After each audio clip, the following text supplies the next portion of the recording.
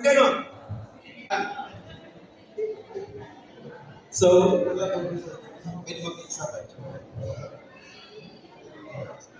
May kinagay po ako kasi mahirapan ako sa ano eh. Okay, so medyo kinakabahan lang.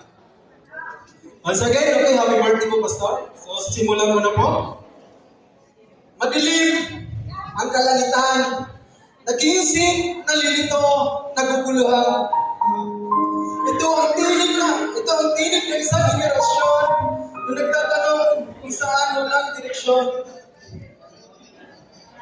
Pagtahag sa kinabukasan, pero lahat ay nagbago dahil sa instrumento. Instrumento na ginamit ni Kristo, Pastor Daniel Navarro ang pangalan. Marahil din natin alam kung saan talaga siya nagmula. Ang pagtawag ay nag-uumpisa, ngunit ang pinakamahalaga ay siya ang nagsimula. Nagawain dakila dito sa lugar ng Barangay Santa Maria, Mabalacat, Pampanga. Nalubos na pinagpala. Madalas nakikita kitang nakangiti kahit may bagyo o malakas na ulan. Kitang-kita ko sa iyong labi kahit ikay nakangiti. May mga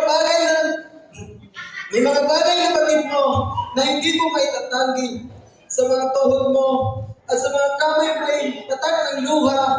Doon mo lamang sa Diyos na sasabi. Dahil ayaw ipakita sa amin na ang aming pastor ay maraming pilati, hindi mo man alam kung saan nagmula ang talagay mong lakas. Ang taglay mong lakas. Lakas na gustong patunayan na ang pag-ibig na wakas ng Diyos na dakila ay di magwawakas.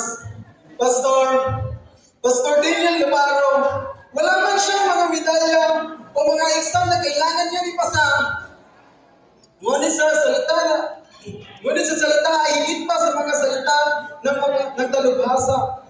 Dahil ang bawat kanyang binibigkas ay hindi sa sariling pangunawa, ngunit galing sa Diyos at talata ng Biblia.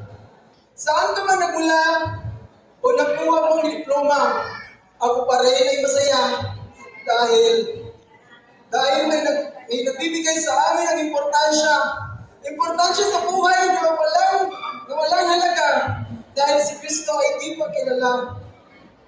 Paano ko di kita nakilala? Lagi kong iniisip, minumuni ang mga bagay na ito. Ano ang buhay ko kaya? Ano ang buhay namin kaya? Oo, si Kristo ang nagpapabago. Ngunit kung